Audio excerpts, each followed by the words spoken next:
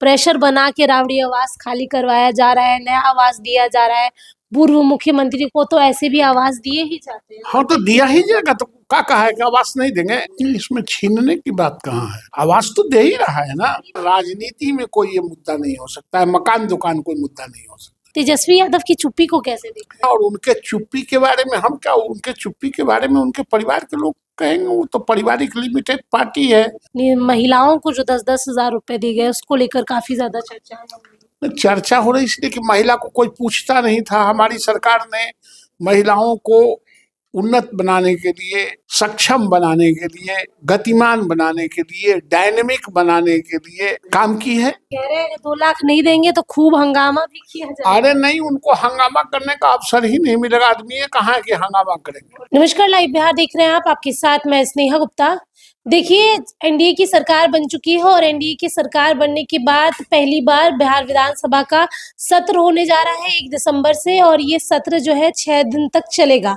ऐसे में काफी कुछ होने वाला है, लेकिन उसके पहले तेजस्वी यादव और राबड़ी देवी पे जिस तरीके से गाज गिरी है, आज हम सीधे बातचीत करने आए हैं बीजेपी एमएलसी नवल किशोर यादव जी के यहाँ और सीधे जुड़ेंगे इनसे। सबसे पहले तो अब विपक्ष कह रहा है कि आप लोगों ने तो पहली बात एसआईआर का मुद्दा उठाया ही जिस तरीके से उन्होंने, और उसके बाद अब आप लोग राबड़ी आवास भी छीन रहे हैं, प्रेशर बना रहे हैं। इसमें छीनने की बात कहाँ है?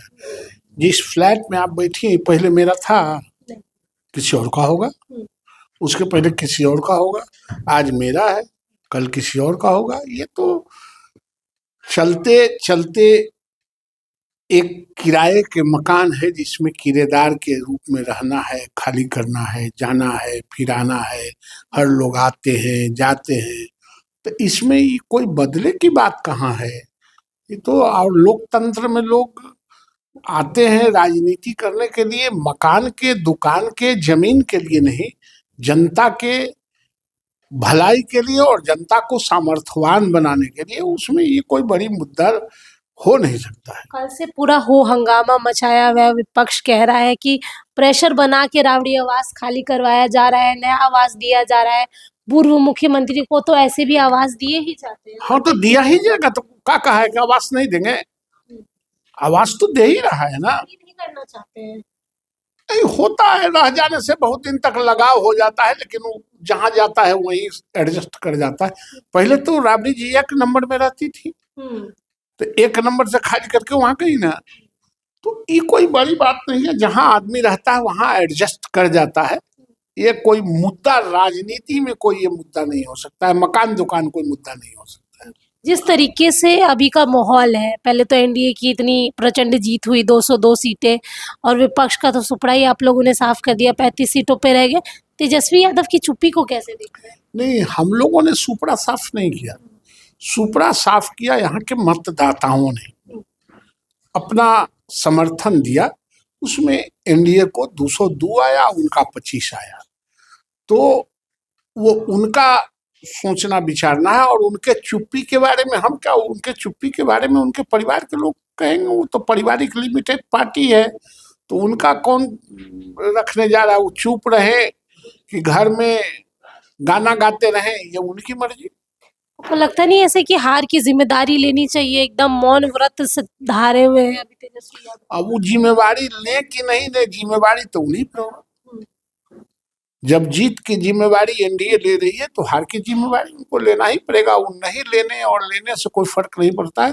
वो जनता के अदालत में जो जस्टिस हुए हैं, जो फैसला हुए हैं, वो सबको मानना है। इसके साथ अगले साल चुनाव भी है, आप लोगों का तैयारी कैसी चल रही है नवल किशोर यादव जी? हम रोज प्रतिपल तैयार रहते हैं। हम सिर्फ चुनाव में तैयार नहीं रहते हैं, प्रतिपल तैयार रहते हैं।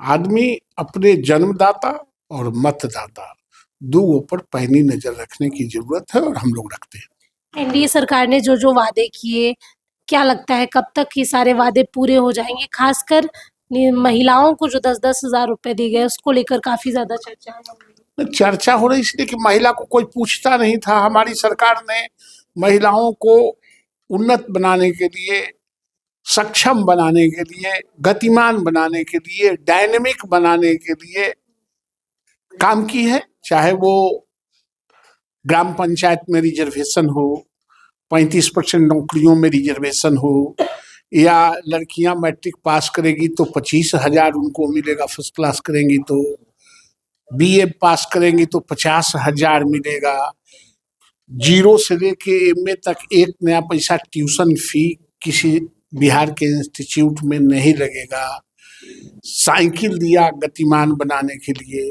पोशाक दिया, नेपकिन दिया, ये तमाम चीज। और उसी क्रम में जो स्वयं समाज समूह जो बनाया, सहायता समूह महिलाओं का, जिसको जीविका दीदी कहते हैं, आशा बहन कहते हैं, तरह तरह का, उसको भी उन्नत बनाने के लिए 10-10 हजार रुपया दिए गए बिजनेस करने के लिए, और 2 लाख रुपया और दिए जाएंगे।